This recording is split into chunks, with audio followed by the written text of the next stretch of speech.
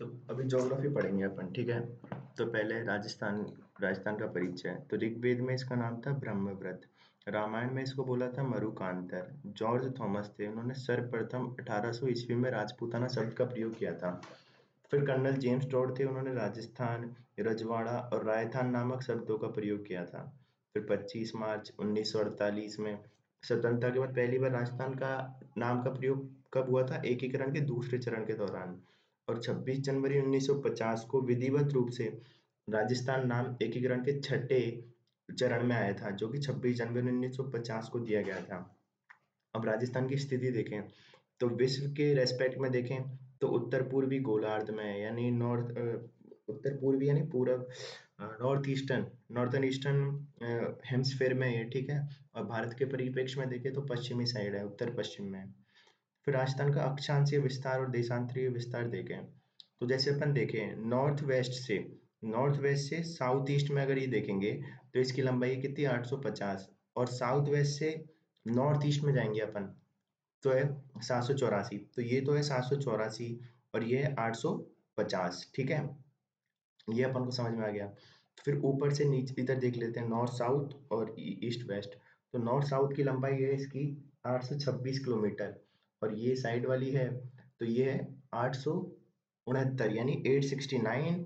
तो इधर है ईस्ट टू वेस्ट और नॉर्थ टू साउथ है 826, ठीक है।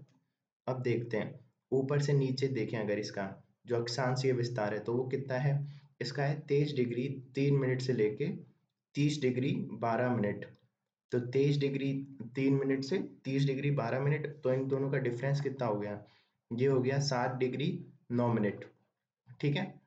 अब इधर का देखते हैं। अब इसका अक्षांशीय विस्तार देशांतरीय विस्तार देखें तो देशांतरीय विस्तार है इसका 69 डिग्री 30 मिनट ईस्ट से लेके 78 डिग्री 17 मिनट ईस्ट, यानी 69 डिग्री 30 मिनट से लेके 78 डिग्री 17 मिनट, ठीक है। अब इन दोनों का डिफरेंस कितना हो गया? 8 डिग्री 47 मिनट, यानी 8 डिग्री 47 मिनट्स का। तो याद रखना है। अब जो अपनी जो कर्क रेखा है, ठीक है, ट्रॉपिक ऑफ कैंसर है, तो ये अपने ना 26 किलोमीटर क्रॉस कर रही है राजस्थान में, और जिसमें से 1 किलोमीटर तो डूंगरपुर में से जा रही है और 25 किलोमीटर बांसवाड़ा में से गुजर रही है। तो बांसवाड़ा में तो जा रही है कुशलगढ़ तहसील से और डूंगरपुर में जा रही है चिखली तहसील से, ठीक है। और राजस्थान की जो आकृति है विषम कोणीय चतुर्भुज है, जो किसने बताई है? टी एच हैंडले ने। और जो अपना समय अंतराल है यहाँ से यहाँ के बीच में कितना डिफरेंस है समय में, वो है 35.08 सेकेंड का। अब आगे चलें तो राजस्थान का क्षेत्रफल है 3,42,239 वर्ग किलोमीटर, ठीक है। और अगर वर्ग मील में देखें तो यह है 1,32,139। कुल क्षेत्रफल का है ये देश के कुल क्षेत्रफल का है 10.41। राजस्थान क्षेत्रफल में विश्व में लगभग 128 देशों से बड़ा है, तो इनको तो हटा दो, ये कोई काम के नहीं है। और फिर क्षेत्रफल की दृष्टि से देखें तो ये पुराने हैं, ठीक है, पर इसमें जैसलमेर तो अब भी सबसे बड़ा ही होगा, ठीक है। तो ये याद रखना है इसको। फिर आगे चलते हैं अपन। अब सीमा पे देखें तो सीमा है ना अपनी, कुल जो सीमा है वो तो है 500 सॉरी 5,920 किलोमीटर की। कुल इसकी सीमा है राजस्थान की 5,920 किलोमीटर की। पर इसमें से 1,070 ये तो है अपनी जो रेड क्लिफ वाली है, और 4850 कौन सी है? जो ये राज्यों के साथ लग रही है वो, ठीक है। अब इसमें टोटल है जो ये रेड क्लिफ है, ये जो रेड क्लिफ तो बहुत लंबी है, इंडिया पाकिस्तान के खिलाफ है पूरी। तो जो रेड क्लिफ है उसका ही 18% है ना राजस्थान में है इसकी, ठीक है। तो रेड क्लिफ 18% राजस्थान में है। राजस्थान में भी कहाँ से कहाँ तक है? तो हिंदूमल कोट एक जगह है गंगानगर में, वहां से लेकर सागड़ बाड़मेर तक में। तो सागड़ तक है हिंदूमल कोट से सागड़। तो फिर आगे चले अपन। तो ये यहाँ पे हो गया है, इसके बाद अपन आगे देखते हैं। तो राजस्थान के जिले कौन कौन से और कौन कौन से स्टेट से कौन कौन से जिले हैं? तो जैसे राजस्थान के 8 जिले तो हरियाणा से हैं। अब 8 जिले कौन से हैं? हनुमानगढ़ सबसे पहला, जो सबसे बड़ी सीमा लगाता है हरियाणा के साथ। फिर है चूरू है, झुंझुनू है, नीम का थाना है, कोटपुतली बहरोड है, खैरतल है। फिर अलवर है, अलवर सबसे छोटी सीमा लगाता है हरियाणा के साथ। फिर डीग है, ठीक है। तो ये तो हो गया हरियाणा के साथ। फिर देखते हैं गुजरात के साथ, सॉरी एमपी के साथ वाले देख लेते हैं पहले तो। तो एमपी के साथ है धौलपुर, करौली, सवाई माधोपुर, कोटा, झालावाड़। चित्तौड़गढ़, भीलवाड़ा, बारा, प्रतापगढ़ और बांसवाड़ा। इसमें झालावाड़ सबसे अधिक सीमा लगाता है एमपी से और भीलवाड़ा सबसे कम। फिर गुजरात के साथ देखें तो 6 जिले लगा रहे हैं, बांसवाड़ा, डूंगरपुर, उदयपुर, सिरोही, सांचौर, बाड़मेर। सबसे अधिक तो है उदयपुर की और सबसे कम है बाड़मेर की। ठीक है। फिर और देखें तो अपन राजस्थान के कुल 4 जिले ऐसे हैं जो दो दो राज्यों के साथ अंतर राज्य सीमा लगाते हैं। जैसे हनुमानगढ़ है जो कि लगा रहा है पंजाब और हरियाणा के साथ। फिर डीग है जो लगा रहा है हरियाणा और उत्तर प्रदेश के साथ। फिर धौलपुर है जो लगा रहा है उत्तर प्रदेश और मध्य प्रदेश के साथ। और बांसवाड़ा है जो लगा रहा है किसके साथ, मध्य प्रदेश और गुजरात के साथ। अब एकीकरण के पश्चात बनने वाले जिले कौन से हैं? तो धौलपुर बना था 15 अप्रैल 1982 को, ठीक है। और फिर 12 बना था 10 अप्रैल 1991, दौसा बना था 10 अप्रैल 1991, राजसमंद बना था 10 अप्रैल 1991। फिर हनुमानगढ़ बना था 12 जुलाई 1994 को। और करौली बना था 19 जुलाई 1997 का। प्रतापगढ़ बना था 26 जनवरी 2008 को। अब नवीनतम जिले और संभाग के संबंधित परीक्षा उपयोगी तथ्य कौन कौन से हैं? तो नए संभाग है 3, 19 जिले हैं। कमेटी थी राम लुभाया कमेटी। घोषणा हुई थी 17 मार्च 2023 को। कैबिनेट ने स्वीकृति की थी 4 अगस्त 2023 को। अधिसूचना जारी हुई थी 5 अगस्त 2023 को। उद्घाटन हुआ था 7 अगस्त 2023 को। और अब टोटल जिले हो गए 50 और संभाग हो गए 10। कौन कौन से जिले बने और कहाँ से बने? तो बालोतरा बना है बाड़मेर से, शाहपुरा बना है भीलवाड़ा से, सांचौर बना है जालौर से, सलूम्बर बना है उदयपुर से, खैरतल तिजारा बना है अलवर से, डीग बना है भरतपुर से, डीडवाना कुचामन बना है नागौर से, दूदू बना है जयपुर से, जोधपुर शहर और ग्रामीण बना है जोधपुर से, जयपुर शहर और ग्रामीण बना है जयपुर से, अनूपगढ़ बना है बीकानेर और श्री गंगानगर से, गंगापुर सिटी बना है सवाई माधोपुर और करौली से, केकड़ी बना है अजमेर और पाली से, कोटपुतली व बहरोड बने हैं जयपुर और अलवर से, नीम का थाना बना है सीकर और झुंझुनू से, फलौदी बना है जोधपुर और जैसलमेर से, जिसमें जैसलमेर का 9 क्षेत्र है। फिर ब्यावर बना है अजमेर, पाली, राजसमंद और भीलवाड़ा से। ठीक है। तो ये कुछ जिले बने हैं। अब देखते हैं। तो जो पंजाब है ना उसके साथ हमारे कितने 2 जिले हैं। और पंजाब के साथ हमारी सीमा है 89 किलोमीटर की। फिर हरियाणा है, हरियाणा के साथ हमारे 8 जिले हैं और उनके साथ हमारी जो सीमा है वो 1265 किलोमीटर की है। फिर जो अपना कौन सा है ये यूपी, यूपी के साथ हमारे 3 जिले हैं और उसके साथ अपनी सीमा है 877 किलोमीटर की। फिर जो अपना एमपी है उसके साथ हमारे 10 जिले हैं, उसके साथ हमारी मतलब सीमा है 1600 किलोमीटर की। फिर गुजरात है, गुजरात के साथ हमारे 6 जिले हैं और सीमा है अपनी 1022 किलोमीटर की। तो ये सब है। ठीक है। और फिर इधर देखें तो बाड़मेर अपना जो इंटरनेशनल लगा रहा है 228 का, यहाँ पे जैसलमेर लगा रहा था 464 का। और ये जो ये चेंज हो गए हैं बीकानेर का और गंगानगर का, तो इनका अपन को पता नहीं है। ठीक है। तो अभी हाईएस्ट तो वही है जैसलमेर इंटरनेशनल पे, और सेकंड पे बाड़मेर। अब थर्ड और फोर्थ का अपन को पता नहीं है। फिर महत्वपूर्ण तथ्य देखें तो अंतर्राष्ट्रीय सीमा पर 5 जिले हैं, बाड़मेर, जैसलमेर, बीकानेर, अनूपगढ़, गंगानगर। अंतर्राष्ट्रीय और अंतर्राज्यीय सीमा पर स्थित जिले 2 हैं, बाड़मेर और श्री गंगानगर। 2 राज्य के साथ सीमा बनाने वाले 4 हैं, डीग, बांसवाड़ा, धौलपुर, हनुमानगढ़। अंतर्राज्यीय सीमा बनाने वाले 25 हैं और अंतर्राष्ट्रीय व अंतर्राज्यीय सीमा बनाने वाले 28 हैं, क्योंकि -2 हो जाएंगे। वैसे अगर 5 जोड़े तो 30 होने चाहिए थे, पर -2 भी होंगे। फिर अंतर्वर्ती जिले 22 हैं। अपरिवर्तित संभाग है कोटा और अपरिवर्तित जिलों की संख्या है 14, जिनमें कौन कौन से हैं? हनुमानगढ़, चूरू, सिरोही, राजसमंद, डूंगरपुर, बांसवाड़ा, प्रतापगढ़, चित्तौड़गढ़, कोटा, बारा, झालावाड़, बूंदी, दौसा, धौलपुर। और विभिन्न राज्यों के साथ सीमा बनाने वाले जिलों में परिवर्तन। तो जैसे पंजाब के साथ है ना कोई परिवर्तन नहीं हुआ है, अभी वही गंगानगर और हनुमानगढ़ है। और मध्य प्रदेश के साथ भी कोई चेंज नहीं हुआ है, वही पुराने 10 की सीमा है। पर जहाँ पे चेंज हुआ है तो गुजरात के साथ हुए हैं चेंज, जिसमें कुल 6 हैं। पहले जालोर था, अब सांचौर आ गया और बाकी के सेम है, सिरोही, उदयपुर, डूंगरपुर, बांसवाड़ा, बाड़मेर। और उत्तर प्रदेश के साथ अब 3 की लगने लग गई, पहले 2 की लगती थी। तो अब 3 कौन है? भरतपुर, धौलपुर और डीग। ठीक है। फिर हरियाणा के साथ अब कुल 8 जिलों की लगती है और पहले सिर्फ 3-4 की लगती थी, है ना? 3 की लगती थी, जयपुर, सीकर और भरतपुर की। पर अब कितनों की? 8 की। तो उसमें आते हैं डीग, खैरतल, नीम का थाना, कोटपुतली, बहरोड, अलवर, चूरू, झुंझुनू, हनुमानगढ़। फिर उसके बाद चलते हैं विखंडित जिले। विखंडित जिले अपने 3 है, जैसे चित्तौड़गढ़ है तो वो उसको विखंडित किया है किसने? भीलवाड़ा ने। फिर राजसमंद है, राजसमंद को विखंडित किया है ब्यावर ने। भीलवाड़ा है, भीलवाड़ा को विखंडित किया है शाहपुरा ने। ठीक है। और 22 जिले कैसे हैं? स्थलबद्ध है 22 जिले। जयपुर क्या है, वो सर्वाधिक जिलों को छू रहा है इस वक्त, इतना याद अपन को रखना है। अब देखते हैं संभागों का पुनर्गठन देख लेते हैं। तो संभागों में वर्तमान संभाग है जैसे जयपुर है, इसमें 7 हैं, 7 जिले। तो जयपुर, दौसा, अलवर, जयपुर ग्रामीण, दूदू, बहरोड, कोटपूतली और खैरतल ये हैं। फिर अगला है कौन सा है? एक है सीकर, सीकर में सीकर, झुंझुनू, नीम का थाना। फिर है अजमेर, अजमेर में अजमेर, नागौर, टोंक, शाहपुरा, ब्यावर, कैथरी, टीटवाना, कुचामन।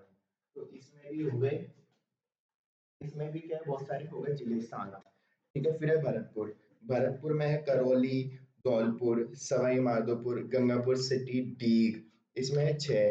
फिर है जोधपुर, जोधपुर में है जोधपुर, जैसलमेर, बाड़मेर, बालोतरा, फलौदी, जोधपुर ग्रामीण।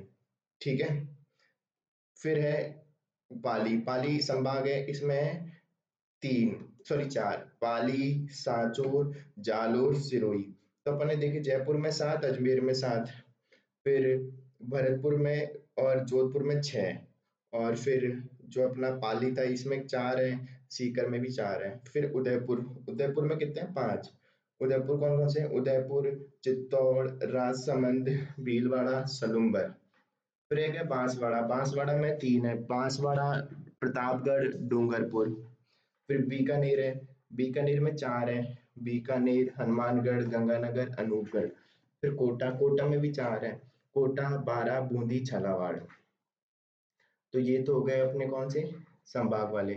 फिर आ गए अपन इसके फिजिकल फीचर्स पे। तो फिजिकल फीचर में आते हैं तो राजस्थान के भौतिक प्रदेशों का सर्वप्रथम निर्धारण सन 1968 में प्रोफेसर वीसी मिश्रा ने किया था। पुस्तक थी उनकी राजस्थान का भूगोल। उन्होंने राजस्थान को धरातलीय व जलवायु की दृष्टि से 4 भागों में बांटा है। 4 भौतिक भौगोलिक प्रदेशों का निर्माण क्रम उन्होंने बताया, जैसे अरावली पर्वतमाला, फिर दक्षिण पूर्वी पठार, फिर पूर्वी मैदान और थार का मरुस्थल। फिर एक आए प्रोफेसर लोचन सिंह। तो लोचन सिंह ने राजस्थान को 2 भागों में बांटा, राजस्थान और राजस्थान का पठार में, और उन्होंने 4 प्रदेश बताए, और उन 4 प्रदेश को भी 12 लघु प्रदेशों में विभाजित किया था। फिर अल्फ्रेड वेगनर थे, तो उन्होंने बोला था कार्बनिफेरस काल के दौरान भूखंड पेंजिया था जिसके चारों ओर पैंथलासा महासागर था, और फिर जब उसका विखंडन शुरू हुआ जुरासिक काल के शुरुआत में, तो ये 2 भूभागों में बट गया, जो थे लॉरेंसिया और गोंडवाना। और उसके बाद महाद्वीपों की उत्पत्ति हुई और एक विशाल भूसन्निधि थी जिसमें पैंथलासा का जल बनने के कारण 33 सागर कहा गया। ठीक है। और 33 सागर में दोनों भूखंडों से नदियों द्वारा गाद का जमाव होने के कारण दबाव और तनाव की स्थिति से विशाल मैदान और ऊंचे पर्वतों का निर्माण हुआ। तो उन्होंने तो ये बात की। अब राजस्थान के निर्माण को देखें अपन। तो राजस्थान के निर्माण में एक तो थी गोंडवाना लैंड और एक था 33 सागर। तो गोंडवाना लैंड तो क्या है, प्राचीनतम भाग है और भारतीय प्रायद्वीपीय पठार के हिस्से हैं इसमें, जैसे पर्वत है, पर्वतों में तो अरावली है, पठार में हाड़ौती है। फिर 33 सागर है जो नवीनतम भाग है, जो उत्तरी विशाल मैदान के हिस्से हैं इसमें, और मरुस्थल है एक तो थार का, और एक मैदान है पूर्वी। अब इसमें देखें तो थार के जैसे गोंडवाना लैंड है ना, तो उससे तो बने पर्वत और पठार, और ये पुराने हैं। ठीक है। और 33 सागर वो नया है, इसलिए मरुस्थल और मैदान इसके हिस्से हैं और ये नए हैं। ठीक है। अब इसमें भी देखें तो थार के मरुस्थल है 61.11%, इसमें जनसंख्या है 40 और 40% और जिले हैं 12। फिर अरावली पर्वतमाला है, क्षेत्रफल है इसका 9%, जनसंख्या है 10 और जिले हैं 13। फिर पूर्वी मैदान, तो इसमें है क्षेत्रफल 23 और इसमें जनसंख्या है 39 और जिले हैं 10। फिर दक्षिण पूर्वी पठार जिसमें क्षेत्रफल है 6.89, जनसंख्या है 11 और जिले हैं 7। फिर आगे चले तो मरुस्थलीय प्रदेश। तो राजस्थान में थार का मरुस्थल की विशेषताएं क्या क्या हैं? तो राजस्थान का पश्चिमी भाग है ना, वो है नवीनतम मरुस्थल है, ये विश्व का सर्वाधिक जैव विविधता वाला मरुस्थल है। पीलू, केर, फोग, आरना, थौर, लाणा आदि प्रमुख झाड़ियां हैं।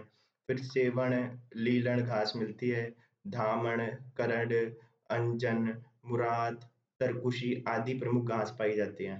फिर सर्वाधिक आबादी वाला मरुस्थल है, सबसे उपजाऊ मरुस्थल है, विश्व का धनी मरुस्थल है और 17वां सबसे बड़ा मरुस्थल है। निर्माण कब हुआ था इसका? तो टर्शरी तथा प्लिस्टोसीन काल में हुआ था, जो मेघालय एज में शुष्क दशाएं हो गई थी इस कारण। फिर टैथिस सागर के अवशेष हैं। थार का मरुस्थल ग्रेट अफ्रीकी पैलियोजोइक मरुस्थल का पूर्वी भाग माना जाता है और लाटूस के अनुसार दक्षिण पश्चिमी हवाओं से बालू का विस्तार हो रहा है। फिर टैथिस सागर का अवशेष के प्रमाण मिलते हैं यहाँ पे, जैसे खारी झीलें हैं। फिर टर्शियर युगीन चट्टानें जिसमें माइकोसिस चट्टानें हैं, माइका शिस्ट। फिर जीवाश्म कोयला है और पेट्रोल है। सुल्ताना गांव जिसमें सार्क के दांत मिले हैं। फिर बांदा गांव मई मक्खी के जीवाश्म है। फिर आकलवुड फॉसिल पार्क है। फिर सूर सागर जोधपुर में, जहाँ पे ईडियकरा युग के प्रमाण मिले हैं। ठीक है, अब देखें तो इंडिया में 85% है इसका और राजस्थान में 62% है।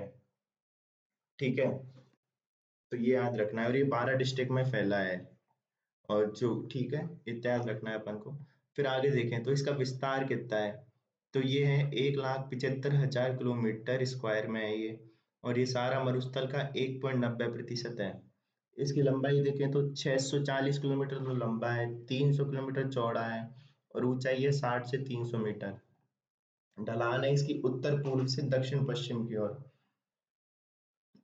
फिर वर्गीकरण देखें तो वर्गीकरण इसका हुआ है 25 सेंटीमीटर। समवृक्ष रेखा इसको दो भागों में बांटती है, एक होता है शुष्क मरुस्थल, एक होता है अर्ध शुष्क मरुस्थल।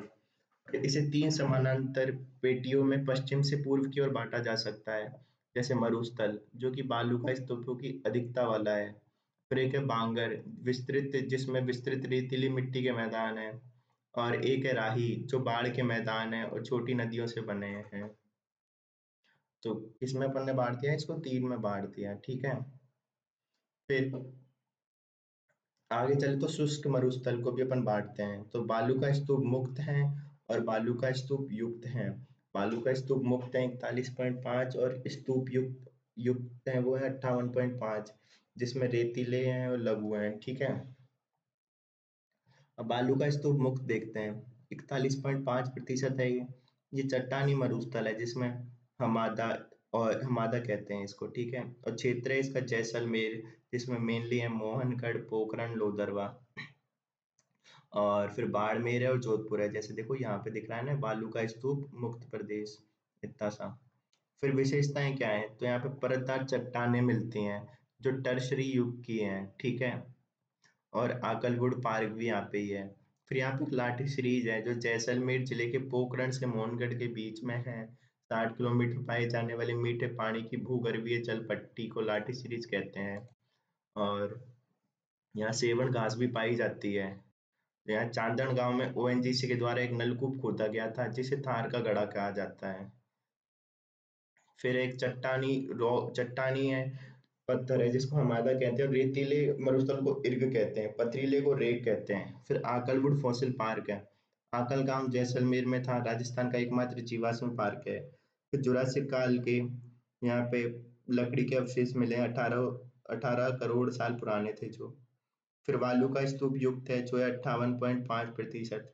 और बालू का स्तूप है एक जो पवनों द्वारा मिट्टी के निक्षेपण से बना है और इनकी संरचना हुई है, मतलब पवनों द्वारा जब कोई मिट्टी का निक्षेपण हो रहा है तो उससे जो संरचना बन रही है वो बालू का स्तूप बन रहा है।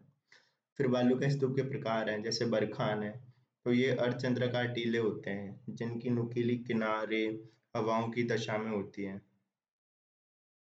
हवा एक दिशा में स्थिर रहती है, सर्वाधिक गतिशील और सर्वाधिक हानि पहुंचाने वाले होते हैं। सर्वाधिक ये कहाँ पे मिलते हैं? शेखावटी, बीकानेर, गंगानगर, जैसलमेर तथा हनुमानगढ़ में पाए जाते हैं। फिर धरियन, धरियन क्या है? तो गतिशील और स्थानांतरित बालू का स्तूप। तो जो बालू का स्तूप मतलब गतिशील है उनको कहते हैं धरियन।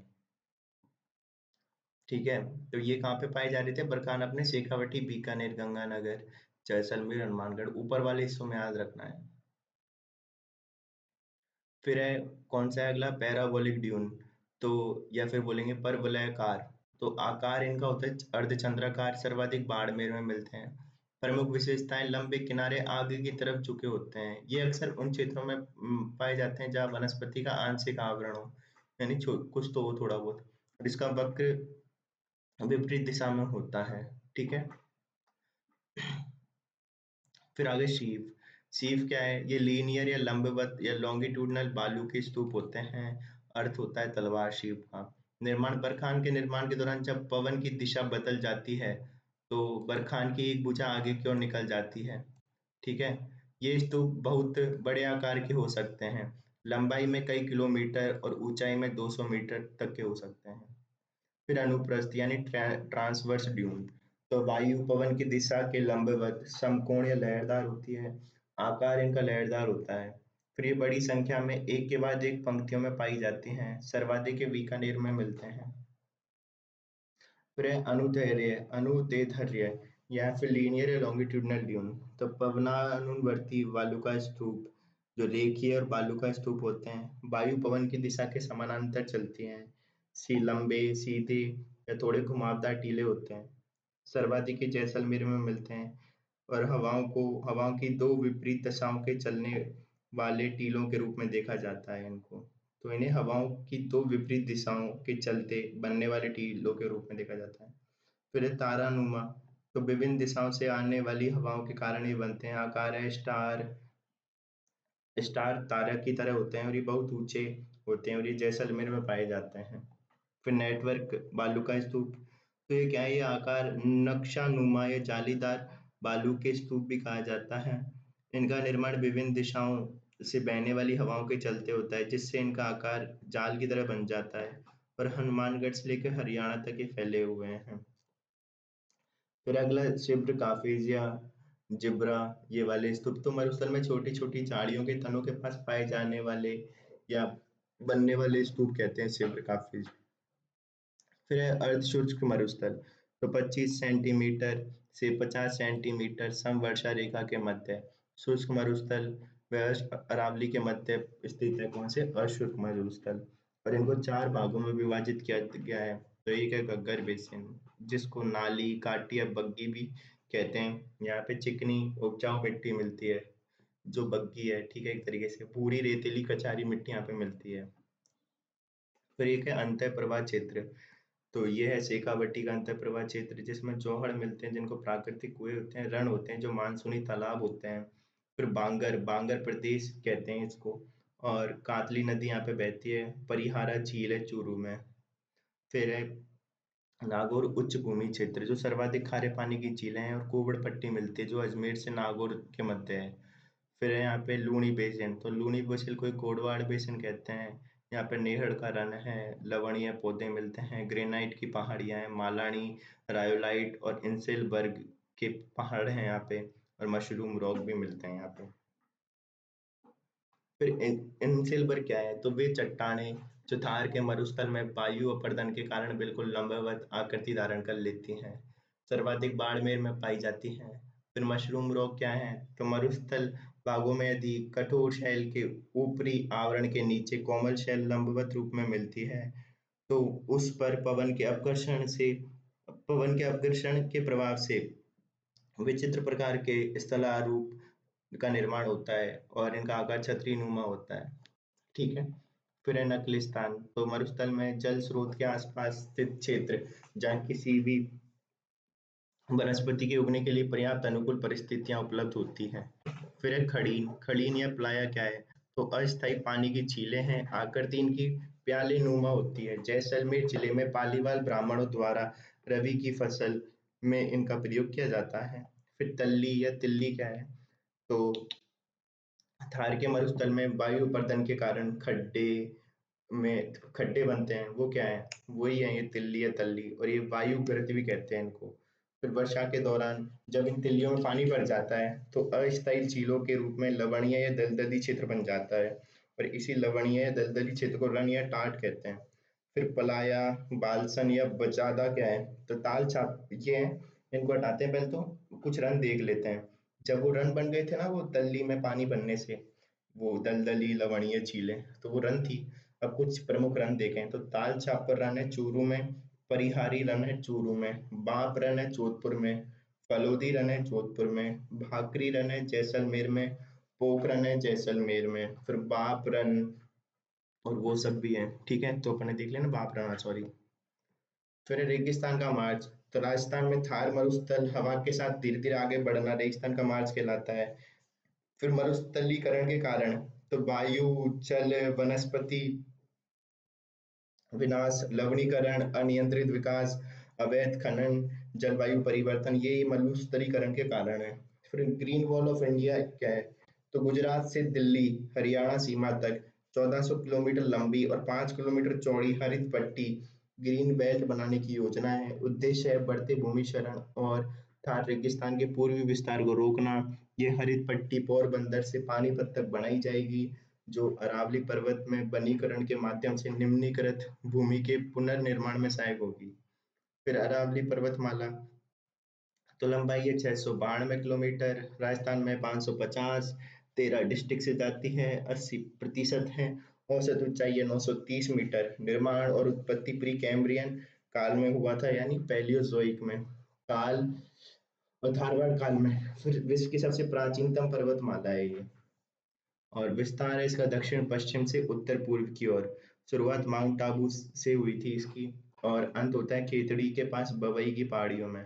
सर्वाधिक विस्तार उदयपुर में, न्यूनतम है अजमेर में, सर्वाधिक घनत्व है राजसमंद में, सबसे अधिक ऊंचाई है माउंट आबू में। फिर यहाँ पे 4 राज्यों में है ये। कौन से हैं? गुजरात, राजस्थान, हरियाणा और दिल्ली में। और इनका अगर विस्तार देखें, तो अब तो और जिले भी आ गए हैं, पर पुराने वाले ही देख लेते हैं पहले तो। सिरोही, पाली, उदयपुर, डूंगरपुर, चित्तौड़गढ़, राजसमंद, अजमेर, जयपुर, दौसा, भीलवाड़ा, सीकर, झुंझुनू, अलवर। अब तो जैसे ये खेड़तल हो गया और ये कोटपुतली और ये सब भी आ जाएंगे साइड से। ठीक है, यहाँ पर सवाई माधोपुर भी होना चाहिए था एक। ठीक है, फिर अध्ययन की दृष्टि से 3 भागों में बांटा गया है ये। तो 3 भागों में, जैसे उत्तरी, मध्य और दक्षिणी। उत्तरी, मध्य और दक्षिणी, और दक्षिणी भी 2 में है। एक मेवाड़ अरावली और एक है आबू पर्वत अरावली वाला। ठीक है, अब उत्तरी में देखें तो झुंझुनू में सबसे बड़ी चोटी है रघुनाथगढ़। ठीक है, जो कि है 1055 मीटर की। फिर मध्य वाले में देखें तो सबसे बड़ी चोटी है गोरमजी टोगड़गढ़, 934 मीटर की है। और फिर नीचे आएंगे अपन दक्षिण अरावली, तो उसमें है, देखो, एक तो जरगा है जो कि है मेवाड़ अरावली की सबसे ऊंची चोटी। और फिर इधर की साइड चलते हैं, जो आबू पर्वत की अरावली है, उसमें देखें तो गुरु शिखर है 1722 मीटर की। अब मेवाड़ अरावली या मेवाड़ा की पहाड़ियां कुछ हैं, उनको देख ले तो गौरम जी है 934, तारागढ़ है 870, नाग पहाड़ी है 795। अब देख लेते हैं, फिर दक्षिण अरावली की संरचना देख लें अपन। तो यहाँ पे इधर की साइड चलें, जो कि अपना आबू वाली वो है अरावली, उसमें देखें तो इधर की साइड से देखो 56 की पहाड़ी है ऊपर, और यहाँ पे एक नाकोड़ा पर्वत ही है। फिर वहाँ पे 56 की पहाड़ियाँ हैं, और यहाँ पे पीपलूत की पहाड़ियाँ भी हैं। फिर एक मालानी पहाड़ी है, फिर शिवाना पहाड़ी है, जसवंतपुरा की पहाड़ियाँ हैं जालोर में, फिर सुंदा पर्वत है, और फिर नीचे गुरु शिखर है। और यहाँ की चोटी है ऋषिकेश चोटी। ठीक है, पर अगर अपन इधर की साइड चलें उदयपुर वाले अरावली या फिर मेवाड़ अरावली, तो यहाँ पे देखो कुंभलगढ़ है। कुंभलगढ़ में रागा चोटी, फिर यहाँ पे एक चरगा है, और चरगा और रागा चोटी के मध्य देशर हुआ है। ठीक है, और बोरात का पठार है। ठीक है, गोगुंदा से कुंभलगढ़ के बीच में। फिर ये उदयपुर रहा। फिर ये भोमट, फिर उधर से देखें तो ऊपर की साइड से आते तो बीजासन का पठार है, फिर नीचे मेसा का पठार है, लसाड़िया का पठार है, और भोमट का पठार है। फिर अरावली में इस में पहाड़ियों की स्थिति क्या है, तो अपन देखें तो ऊपर की साइड अपन को मिलेंगी हर्षनाथ पहाड़ी, उदयनाथ पहाड़ी, जिससे रूपल नदी निकल रही है उदयनाथ से। उदयनाथ से उदय हो रही है रूपा रेल। फिर भोराज पर्वत। ठीक है, फिर उसी के नीचे आते हैं तो मालाखेत पहाड़ी है, खंडेला की पहाड़ी है, और हर्ष पहाड़ी है। फिर उसके नीचे आते हैं तो अपन को मिलते हैं मोती डूंगरी, छालाना डूंगरी, सेवर की पहाड़ी जैसे सावी नदी निकल रही है, बैराट पहाड़ी, बाणगंगा नदी, फिर बवई पहाड़ी। उन्हीं के नीचे बीजक डूंगरी, महादेव डूंगरी, गणेश डूंगरी और भीम डूंगरी। तो ये सब क्या है, जयपुर वाली है एक तरीके से। फिर है अपन और इसी में त्रिकुट। ठीक है, अब नीचे आते हैं तो चिड़िया टूब और ये आ गई। फिर है उसके नीचे आते हैं अपन, तो उदयपुर की साइड वाली जो है पहाड़ियाँ, उनमें तो आती है उदयपुर जो अरावली है उसमें बीछा मेड़ा पहाड़ी, मछली मगरा, हिरण मगरी, मोती मगरी, जरगा व रागा पहाड़ियाँ और गिरवा की पहाड़ियाँ। पर जो अगर अपन जो इधर जाते हैं आबू पर्वत वाली जो अरावली है उसमें आते हैं रोजा भाकर, इसराना भाकर, जारोला भाकर, जसवंतपुरा की पहाड़ी और सुंडा पर्वत। फिर अरावली के कुछ दर्रे हैं, तो दर्रे क्या होते हैं, पर्वतों के बीच नीचा और तंग रास्ता होता है। उदयपुर के दर्रे देखें तो दिवेर नाल, केवड़ा की नाल, फुलवारी की नाल और हाथी नाल। देवेर नाल क्यों फेमस है, गोमती नदी के लिए, और यहाँ पे जयसमंद झील है। फिर फुलवारी की नाल क्यों फेमस है, तो कोटड़ा में ये क्षेत्रफल की दृष्टि से सबसे बड़ी नाल है। सोम, मानसी, वाकल नदियों का उद्गम हो रहा है यहाँ पे, मिल रही है यहाँ पे। फिर राजसमंद, राजसमंद में देखें तो हाथीगुड़ा की नाल है, गोरम घाट है, कमली घाट है और चिलवा की नाल है या फिर पगलिया नाल। तो यहाँ पे गोरम घाट क्यों प्रसिद्ध है, जोधपुर उदयपुर रेल मार्ग है इसमें। और पगलिया नाल या चिलवा की नाल क्यों फेमस है, तो राजसमंद पाली का रास्ता है ये। फिर पाली में देखें तो पाली में देसुरु की नाल, सोमेश्वर की नाल, बरनाल। और तो ये क्यों फेमस है देसुरु की नाल, तो ये फेमस है सबसे सकरा दर्रा है ये। और बरनाल क्यों फेमस है, पाली से ब्यावर को जोड़ता है। फिर अजमेर, अजमेर में कौन कौन सी है, तो अजमेर में सुरा नाल, परवेरिया, शिवपुर घाट। ठीक है, और सिरोही, सिरोही में देखें तो पीपली नाल, बोरंग घाट ये है। और पीपली नाल सबसे ऊंची वाली दर्रा है और बोरंग घाट है उदयपुर में जो सबसे दक्षिणतम है। अब आगे चलें, फिर अरावली की चोटियां हैं, तो ये तो ट्री के होती है, इसकी मेरे को याद नहीं है। गुरु से दिल लगा कुछ, मेरे को भूल गया, ट्रिक बाद में देखेंगे लाओ। फिर है गुरु शिखर, गुरु शिखर क्या है, संतों का शिखर है। ऊंचाई है 1722 मीटर। ठीक है, और अरावली पर्वत का सबसे ऊंचा शिखर है, सिरोही में स्थित है, एकमात्र हिल स्टेशन है और दत्तात्रेय ऋषि के नाम पे इसका नाम पड़ा है। ठीक है, फिर है गुरु दत्तात्रेय का एक मंदिर भी स्थित है यहाँ पे। यहाँ अत्रि और अनुसुईया के मंदिर भी हैं। भारतीय भौतिक अनुसंधान प्रयोगशाला के अधीन गुरु शिखर वेधशाला भी है एक।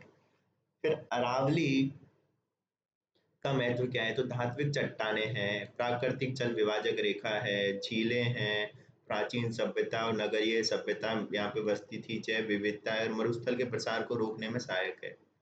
फिर है राजस्थान का घना बसा भाग, तो भौगोलिक क्षेत्र की दृष्टि से 23.90% 23.9%, जनसंख्या 39%, मिट्टी है कचारी दोमट, नदियों द्वारा जलोढ़ निक्षेपण से निर्माण हुआ है। फिर वर्गीकरण देखें तो माई का मैदान, बनास बाणगंगा का मैदान, चंबल का मैदान, इन तीन में वर्गीकृत कर सकते हैं। ठीक है, तो ये है कौन सा, माई का, ये है बनास बाणगंगा का और ये है कौन सा, चंबल का। फिर माई का विस्तार देखें तो डूंगरपुर, बांसवाड़ा और प्रतापगढ़ में है माई का मैदान का। मिट्टी है लाल दोमट, लाल लोमी, लाल लेटराइट और उत्पादन यहाँ पे हो रहा है मक्के का, चावल का। नदियां है सोम, कागदर और झामरी। फिर स्वरूप क्या है, अत्यधिक असमतल है, सर्वत्र छोटी छोटी पहाड़ियां हैं, पहाड़ियों के बीच छोटी घाटियां हैं। समतल क्षेत्र का दक्षिणी क्षेत्र गहरा कटा फटा है जिसे बागड़ कहा गया है। ठीक है, फिर जनजाति यहाँ पे भील और ग्रासिया है, स्थानांतरित कृषि करती हैं। मुख्य रूप से प्रतापगढ़ और बांसवाड़ा का लगता हुआ घाटोल से पीपल खूट क्षेत्र, जिसमें 56 गांव समूह आते हैं, 56 का मैदानी क्षेत्र कहलाता है। तो प्रतापगढ़ और बांसवाड़ा का लगता हुआ क्षेत्र, 100 टापुओं का क्षेत्र भी है इस क्षेत्र में। फिर बनास बाणगंगा का मैदान, तो बनास बाणगंगा में यहाँ पे भूरी मिट्टी पाई जाती है, सामान्य ऊंचाई है 280 से 500 मीटर। पर मेवाड़ का मैदान जो कि है राजसमंद, चित्तौड़गढ़ और भीलवाड़ा में। ठीक है, और मालपुरा और करौली का मैदान जो कि अजमेर, सवाई माधोपुर और करौली। तो ये क्या है, बनास के मैदान है वो भी फैले हुए हैं, जैसे मेवाड़ के मैदान में और मालपुरा करौली के मैदान में। बनास का मैदान भी दो में बदल वो है। ठीक है, फिर जहाँ पे जो मेवाड़ का मैदान है ये पिडमोंट का मैदान है और पैनी प्लेन का उत्कृष्ट उदाहरण है ये एक तरीके से। फिर है चंबल के मैदान, तो चंबल क्या है, उत्कांत वेटलैंड टाइपोग्राफी है, अवनली का अपरदन है, यहाँ पे बीहड़ और गहरिया घाटी है, डांग क्षेत्र है ये। चंबल बेसिन नदी के द्वारा बनाए जाने वाले ऊबड़ खाबड़ क्षेत्र है। अनउपजाऊ गहरे गड्ढे व घाटियों को डांग क्षेत्र कहते हैं। फिर अगला है हाड़ौती का पठार। तो निर्माण ज्वालामुखी के लावे के द्वारा हुआ है। भौतिक प्रदेशों में सबसे छोटा है। 6.89। मिट्टी काली मिट्टी है। ऊंचाई 500 मीटर है। और इस प्रदेश में लावा मिश्रित शैल विंध्य शैलों का सम्मिश्रण है। इस पठारी भाग का विस्तार झालावाड़ कोटा बाराबूंदी जिले में है। अध्ययन की दृष्टि से दो भागों में बांटा जाता है, दक्कन का पठार और विंध्य का गार। फिर दक्कन का पठार ये चौड़ा और ऊपर उठा पथरीला भूभाग है। बलुआ पत्थर और चूना पत्थरों की चट्टानों से बना है। मालवा प्रदेश जिसमें प्रतापगढ़ और झालावाड़ आते हैं। फिर ऊपर माल जिसमें आते हैं भैंसरोडगढ़ और बिचौलिया। फिर विंध्यन का घाट जो बलुआ पत्थर चूना पत्थर की चट्टानों से बना है। हाड़ौती हाड़ौती जिसमें कोटा बूंदी बारा झालावाड़ और डांग क्षेत्र जिसमें सवाई माधोपुर कोरकरौली धौलपुर है। फिर हाड़ौती को 5 उप विभागों में बांटा गया है। अर्धचंद्राकार पहाड़ी जो बूंदी कोटा झालावाड़ में है पर बारां में नहीं है। फिर शाहबाद बारां का पठार जो बारां में है और घोड़े की नाल जैसी आकृति है यहाँ पे, ठीक है। फिर डगंगदर उच्च भूमि जो झालावाड़ का उत्तर पश्चिमी भाग है ना वो है। पूरब पश्चिम तो पश्चिमी भाग है। फिर नदी निर्मित मैदान तो कोटा में काली सिंध और चंबल पार्वती के बीच त्रिकोणात्मक जलोढ़ मैदान है ये, ठीक है। तीनों के बीच में नदी निर्मित मैदान कोटा में। फिर झालावाड़ का पठार तो कौन कौन से हाड़ौती को भी 5 में अर्धचंद्राकार पहाड़ी बूंदी कोटा झालावाड़ शाहबाद का पठार बारा डगंगदर भूमि झालावाड़ और नदी निर्मित कोटा में झालावाड़ का पठार। तो ये है अपने 5, ठीक है। तो पहला तो हो गया ये एक जो कि अपने देखा था अर्धचंद्राकार पहाड़ी, ठीक है। जिसमें कौन कौन सी है लाखेरी जो कोटा सवाई माधोपुर के बीच में है, जैतावास कोटा टोंक के बीच में है और बूंदी में खटखट जो कि रामगढ़ में है। फिर बूंदी और फिर कोटा झालावाड़ में मुकुंदरा हिल्स तो ये है बूंदी पर्वत आडावल पर्वत, ठीक है। तो ये पहली उसको डिवाइड किया था ना हाड़ौती को। तो पहली ये अर्धचंद्राकार पहाड़ी। फिर दूसरी थी ये अपना कौन सा शाहबाद का पठार बारा ये दूसरा वाला। फिर तीसरा अपन ने देखा था कौन सा डगंगधर उच्च भूमि झालावाड़। और फिर चौथा अपन गए थे नदी निर्मित मैदान जो ये है। और पांचवा गए थे झालावाड़ जो कि ये है। और जो ये बूंदी वाली पहाड़ी है इनमें सबसे ऊंची है सतूर 353 मीटर की। फिर एक है ग्रेट बाउंड्री फॉल तो अरावली को हाड़ौती से अलग करता है। प्रमुख भूकंपीय फॉल्ट है ये। चित्तौड़गढ़ से बूंदी सवाई माधोपुर करौली धौलपुर होते हुए शिवालिक पर्वत तक विस्तारित है। और विभिन्न फॉल्ट रॉक्स और डेस्टाइल सुचुर जोन आदि भी हैं इसमें। फिर एक रामगढ़ क्रेटर तो रामगढ़ जिले में मांगरोल तहसील में रामगढ़ गांव के निकट है। उल्का पिंड गिरने से बना है। जीएसआई ने वर्ष 1869 में फेडरिक रिचर्ड मेलेट द्वारा इसको बनाया था, खोज की थी। मतलब जीएसआई ने 1869 में फेडरिक रिचर्ड मेलेट द्वारा इसकी खोज की गई। 1960 में जियोलॉजिकल सोसाइटी ऑफ लंदन ने इसे क्रेटर घोषित किया। 4 किलोमीटर डाईमीटर में है।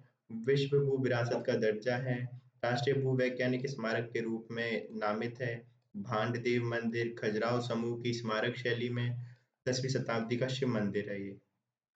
और भारत में पहले ही पुष्ट किए गए 2 क्रेटरों के बीच में मध्य प्रदेश में डाला 14 किलोमीटर व्यास में। महाराष्ट्र के बुल्डाना जिले में लोनार है वो है 1.8 किलोमीटर व्यास में। तो इसके पहले 2 भी अपने क्रेटर हैं वो है मध्य प्रदेश में डाला और बुल्डाना में लोनार। फिर एक क्लाइमेट ऑफ राजस्थान।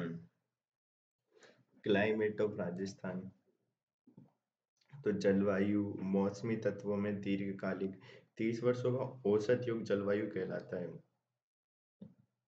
तो मौसमी तत्वों में दीर्घकालिक या लगभग 30 वर्षों का औसत योगी जलवायु है। तापमान वायुमंडलीय दाब पवन आर्द्रता तथा वर्षण ये सब इसमें होते हैं। फिर मौसम मौसम क्या है क्षेत्र विशेष में दिन प्रतिदिन की दाब ताप वर्षा संबंधी विशेषताओं को मौसम कहा जाता है। यह अरबी शब्द मौसम से उत्पन्न होता है। फिर मानसून एक वर्ष के दौरान वायु की दिशा में ऋतु के अनुसार परिवर्तन है। राजस्थान में जलवायु कटिबंध क्या है। तो अरावली के पश्चिम में कम वर्षा उच्च दैनिक और वार्षिक ताप सॉरी तो अरावली के पश्चिम में कम वर्षा उच्च दैनिक और वार्षिक ताप मान, निम्न आर्द्रता, तीव्र हवाओं से युक्त शुष्क जलवायु पाई जाती है। वही अरावली के पूर्व में अर्ध शुष्क व उपाद्र जलवायु, जहाँ वर्षा की मात्रा में वृद्धि हो जाती है और वायु की गति भी कम हो जाती है। फिर है जलवायु। राजस्थान की जलवायु भारत की मानसूनी जलवायु का अभिन्न अंग है। इस प्रकार भारत की जलवायु उष्णकटिबंधीय शुष्क मानसूनी जलवायु है। तो कौन सी है? उष्णकटिबंधीय, यानी कि उष्णकटिबंधीय या ट्रॉपिकल, जो भी है, मैं भूल गया क्या बोलते हैं इसको। हम्म, ठीक है, उष्णकटिबंधीय शुष्क मानसूनी जलवायु है। और ये तो हो गया शीतोष्ण, ऊपर वाला तो उससे देखो अपना शीतोष्ण हो गया, ठीक है। और ये नीचे वाला उष्णकटिबंधीय हो गया, क्योंकि ट्रॉपिक ऑफ यहाँ पे कैंसर जा रहा है, तो नीचे वाला। फिर है मौसम विभाग का मुख्यालय, और वो सब देखें तो राजस्थान मौसम विभाग है जोधपुर में, राष्ट्रीय मौसम विभाग नई दिल्ली में, राष्ट्रीय मौसम विज्ञान केंद्र पुणे महाराष्ट्र में, विश्व मौसम संगठन जिनेवा स्विट्जरलैंड में है। राजस्थान का कहाँ पर है? जोधपुर में।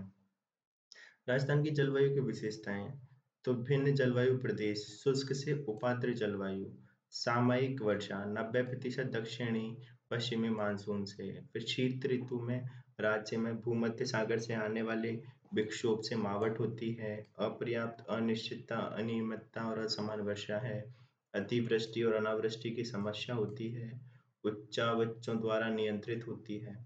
और औसत वर्षा का वार्षिक औसत है 42.37 सेंटीमीटर। फिर जलवायु को प्रभावित करने वाले कारक, स्थिति और उच्चावच संबंधी कारक, तो अक्षांश है 23.3 से 30.12, समुद्र से दूरी है 350, महाद्वीपीय जलवायु का प्रभाव होता है। धरातल, समुद्र से ऊंचाई, तापमान, आर्द्रता को प्रभावित करते हैं। राजस्थान औसतन 370 मीटर ऊंचा है। अरावली से मानसूनी हवाएं आती हैं जो प्रभावित करती हैं थार की जलवायु विषमता है यहाँ पे। फिर जलवायु संबंधी कारक देखें तो वायु दाब, पवन, तापमान, इनसे प्रभाव होता है। रेत की अधिकता के कारण दैनिक और वार्षिक तापांतर अधिक पाया जाता है। ग्रीष्म ऋतु में उच्च दैनिक ताप अंतर 49 डिग्री सेल्सियस चला जाता है, औसत चला जाता है कितना? तापमान 30 से 36 डिग्री। शीत ऋतु में कहीं कहीं तापमान का जमाव बिंदु होता है, जो कि 10 से 20 होता है। फिर जलवायु ऋतु वर्गीकरण, तो ग्रीष्म ऋतु, जिसमें मार्च और जून में चलती, मार्च से जून के रहती है, लू, आंधी, बबूलिया, ये इसमें चलते हैं, ठीक है। फिर वर्षा ऋतु जो जून से सितंबर में रहती है, और मानसून पूर्वई इसमें चलती है। फिर है शरद ऋतु, तो अक्टूबर मध्य से मध्य दिसंबर तक रहती है, और इसमें मानसून का लौटना होता है और कार्तिक हीट होती है। फिर शीत ऋतु आती है जो दिसंबर से फरवरी के बीच में होती है, जिसमें महाबट और शीतलहर चलती है। फिर एक ग्रीष्म ऋतु, तो ये अपन देख लेते हैं। समय मार्च से मध्य जून होता है, तापमान होता है 40 से 48 के मध्य, औसत तापमान होता है 38 डिग्री। फिर वायुदाब, पवने एवं वर्षा इसमें चलती है। सूर्य के उत्तरी गोलार्ध में आने पर अत्यधिक गर्मी के कारण पश्चिमी राजस्थान में लो प्रेशर विकसित होता है, और बादलों से मुक्त आकाश, शुष्क हवाएं चलती हैं। फिर लू, तो ग्रीष्म ऋतु के दौरान उत्तरी पश्चिमी राजस्थान में गर्म शुष्क पवनें चलती हैं। जो लू सापेक्षिक आर्द्रता के कमी के कारण चलती है। किसकी सापेक्षिक आर्द्रता कम होती है इसमें, लू में, ठीक है। फिर आंधियाँ, आंधियाँ सर्वाधिक गंगानगर में, सबसे कम आंधियाँ झालावाड़ में चलती हैं। फिर भू गलिया या फिर बबूलिया, ये क्या है? तो ग्रीष्म ऋतु में छोटे क्षेत्रों में उत्पन्न होने वाले छोटे छोटे वायु चक्रवात या भंवर को बबूलिया कहते हैं। बबूलिया या बुलबुलिया का बाहर का वायुदाब अधिक होता है और अंदर का वायुदाब कम होता है, ठीक है। फिर तवा, तो तवा क्या है? पश्चिमी राजस्थान में ज्येष्ठ के महीने में चलने वाली गर्म हवाओं या पवनों को, कहाँ पे? पश्चिमी राजस्थान में क्या कहते हैं? तवा। फिर अत्यधिक गर्म महीना कौन सा है? जून। सबसे गर्म जिला है चूरू, सबसे गर्म स्थान है फलोदी। राजस्थान में सबसे शुष्क कौन सा है? फलोदी और जोधपुर। ग्रीष्म ऋतु के दौरान सर्वाधिक दैनिक तापमान होता है जैसलमेर में। अब राजस्थान में माध्य न्यूनतम तापमान, ये देखो, ये तापमान और इनके बारे में बता रहे हैं। तो राजस्थान माध्य अधिकतम तापमान सेंटीग्रेड जुलाई में, तो देखो 37 डिग्री वाली, देखो ये लाइन है, इस एरिया में जो रहते हैं ना उनमें 37 डिग्री रहती है जुलाई के आसपास में। फिर ये 35 वाला, ठीक है, ये जो लाइन है ना ये वाली, और ये जो 32 है, ये वाली 32 वाली लाइन है, ठीक है। फिर जनवरी में देखें तो जनवरी में देखो ये वाला हिस्सा है ना ऊपर वाला, यहाँ पे रहता है 22 डिग्री के आसपास। और ये वाला जो हिस्सा है ये रहे 25, 25 है, ये 25, ठीक है। यहाँ पे 25 डिग्री रहती है कुछ, और ये जो वाला है ना यहाँ पे भी 25 डिग्री के आसपास का रहता है।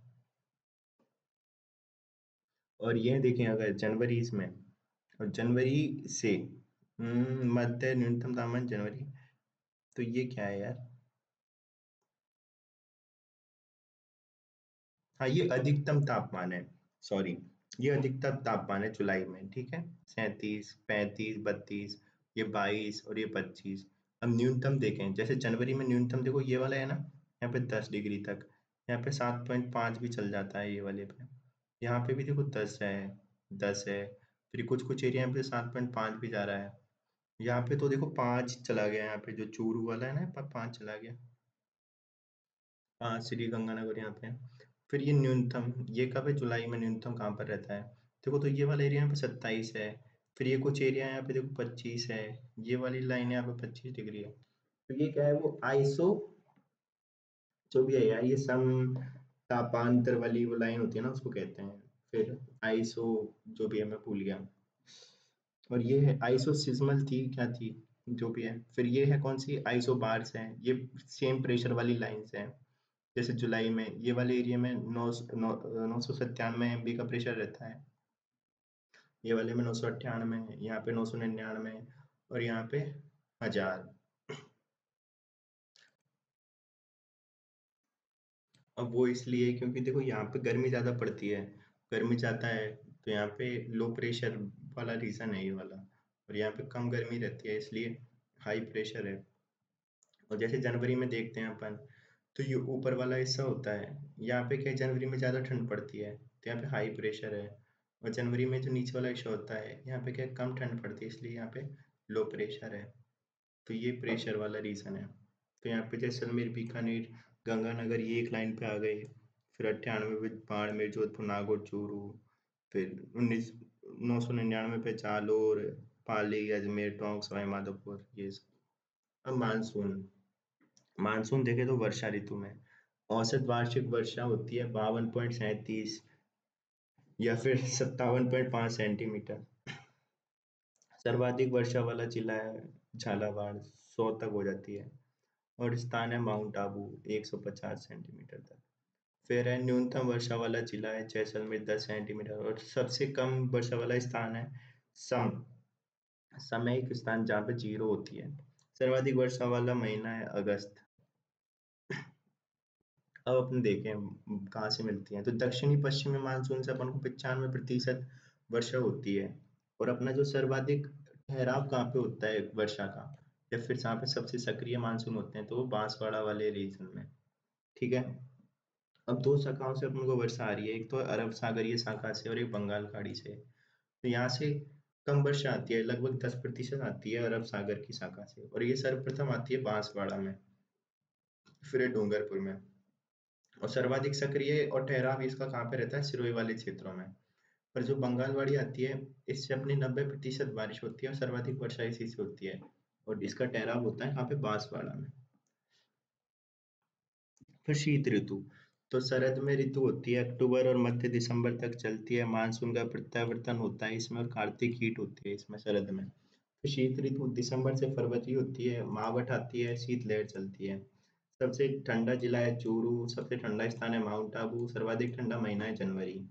तापमान देखें तो दिसंबर से फरवरी के महीने में सूर्य की स्थिति दक्षिणी गोलार्ध में होती है, तापमान भी कम होता है।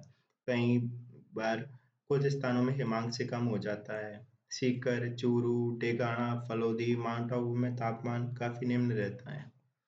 फिर सामान्य प्रादेशिक वितरण के अनुसार उत्तर में न्यूनतम तापमान 12 डिग्री सेंटीग्रेड से कम हो जाता है, तथा दक्षिण में 16 डिग्री अधिक हो जाता है, ठीक है।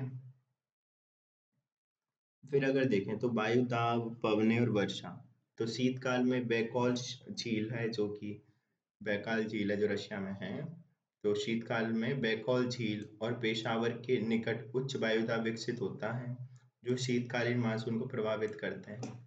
फिर हिंद महासागर में निम्न वायुदाब रहता है। पवन स्थल से महासागर की ओर चलने लगती है।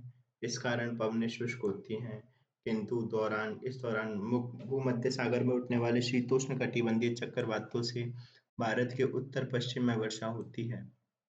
राजस्थान भी इस दौरान वर्षा प्राप्त करता है। फिर है मावठ, तो शीतकालीन वर्षा है। भूमध्य सागर में कभी कभी उठने वाले पश्चिमी विक्षोभ यानी चक्रवातों के कारण ये वर्षा होती है। उत्तरी पश्चिमी राजस्थान में वर्षा होती है। दिसंबर तथा जनवरी शीत ऋतु के महीने में होने वाली वर्षा है ये। फिर मावठ की वर्षा रबी फसल के लिए अति उपयोगी मानी जाती है। इस वर्षा को गोल्डन ड्रॉप भी कहते हैं। फिर अगला है राजस्थान की जलवायु। तो जलवायु का वर्गीकरण देखें तो सामान्य जलवायु वर्गीकरण है एक तो जिसमें अगर देखें सीधा तो एक है शुष्क जलवायु वाला क्षेत्र, जो कि सबसे यहाँ पे बहुत कम वर्षा होती है, 0 से 20 सेंटीमीटर। फिर एक है अर्ध शुष्क वाला, तो 20 से 40। फिर है उप आर्द्र, ये है 40 से 60। फिर आर्द्र जलवायु, ये है मॉइस्ट वाला, 60 से 80। और अति आर्द्र, ये है 80 से 120। तो ये हो गए नॉर्मल, शुष्क, अर्ध शुष्क, उपाद्र, आर्द्र और अति आर्द्र। फिर है कोपेन के अनुसार देखें तो ये VWHW, फिर एक VSHW, फिर एक है CWG और AW। तो सीधी बात है, मेरे को तो पता है इसलिए मैं तो याद ही है, अब तुम कैसे करेंगे भगवान जाने। फिर टिवार्था, टिवार्था का देखें तो यहाँ पे सिर्फ यही है सेम, बस इसमें से कुछ हटा देंगे। तो BW है, ठीक है, BWH है, फिर VSH है, फिर है काओ है, सी, ये बस याद रखना का है यहाँ पे, और यहाँ पे AW तो वही है। फिर थॉर्नवेट, थॉर्नवेट का भी इम्पोर्टेंट है, तो इसको कैसे याद रखता हूँ मैं, तो बीकानेर ऊपर वाले में ना, तो DVW ऊपर है, फिर DAW तो ये है ये, और का ये वाला है इसमें, CA का, पर DAW ये वाला है, EAD ये वाला है, ठीक है। अब अपन देख लेते हैं कौन सा है कोपेन वाला, ये तो कोपेन के 4 भागों में बताया है इसने। कोपेन के अनुसार जलवायु का वर्गीकरण राजस्थान को 4 भागों में बांट दिया है, वनस्पति के आधार पे इन्होंने अपना दिया है। तो इन्होंने बोला है, पहला है कौन सा, इन्होंने बोला है उष्ण कटिबंधीय गर्म मरुस्थलीय शुष्क जलवायु वाला प्रदेश, यानी कि BWHW। तो ये कौन सा है, उष्ण कटिबंधीय गर्म मरुस्थलीय शुष्क जलवायु, ठीक है। यहाँ पे जीरोफाइट मरुद्वीप वनस्पति है, ये है जैसलमेर, बीकानेर में, गंगानगर, हनुमानगढ़, चूरू में, और वर्षाविहीन क्षेत्र है ये वाला, ठीक है। फिर अगला है ये वाला VSHW, तो इसको बोला है इन्होंने उष्ण कटिबंधीय स्टेपी जलवायु, और यहाँ पे इन्होंने बोला है अर्धशुष्क प्रदेश है, ये सबसे बड़ा जलवायु प्रदेश भी एक तरीके से यही है। तो कौन सा है, स्टेपी जलवायु वाला, उष्ण कटिबंधीय स्टेपी। और ये कौन सा था, शुष्क जलवायु, ठीक है। फिर है CWG, तो शीत शुष्क मानसूनी जलवायु। तो ये मानसूनी वनस्पतियां पाई जाती हैं, ABCD एरिया है, अलवर, भरतपुर, करौली, धौलपुर, वही, ठीक है। फिर राजसमंद, सिरोही, उदयपुर, जयपुर, अजमेर, दौसा, बूंदी, ये इसमें आते हैं। और सर्वाधिक कृषि भी इसी में होती है। फिर है AW वाला, तो उष्णकटिबंधीय सवाना जलवायु। और सवाना पता ही होगा आपको, घास के मैदान टाइप। तो मानसूनी पतझड़ वनस्पति मिलती है, और इसमें वनस्पति घनत्व सर्वाधिक है। फिर टिवार्था, टिवार्था का वर्गीकरण क्या है, ये 4 प्रकार का है, वर्षा के आधार पर उन्होंने दिया था। तो वर्षा में इन्होंने बोला था, जैसे उन्होंने वनस्पति का बोला था कि अलग अलग वनस्पति, जैसे ये वाली स्टेपी, ये वाली सवाना, ये वाली मानसूनी, और ये वाली उन्होंने बताई थी गर्म मरुस्थली शुष्क। तो मरुस्थली वनस्पति बोली है इन्होंने, यहाँ पे स्टेपी बोली है, यहाँ पे कौन सी मानसूनी, यहाँ पे सवाना। फिर टिवार्था ने क्या बोला, वर्षा के आधार पे। तो यहाँ पे जैसे VWHW है 10 सेंटीमीटर, VSHW है 30 सेंटीमीटर, कौ है 70, और AW है 100। फिर है थॉर्नवेट का जलवायु वर्गीकरण, ये 4 प्रकार के आधार पर बताया इन्होंने, तापमान, वाष्पीकरण, वर्षा के आधार पर, इनके आधार पर बताया, नहीं 4 प्रकार के बताए, पर इन्होंने आधार लिए इस बार। तो जलवायु वर्गीकरण है इनका, इनका मतलब इन्होंने तापमान, वाष्पीकरण, वर्षा सबको आधार ले लिया। इन्होंने तो सिर्फ वनस्पति को ही लिया था, इन्होंने सिर्फ वर्षा को आधार लिया था, टीवार्था ने।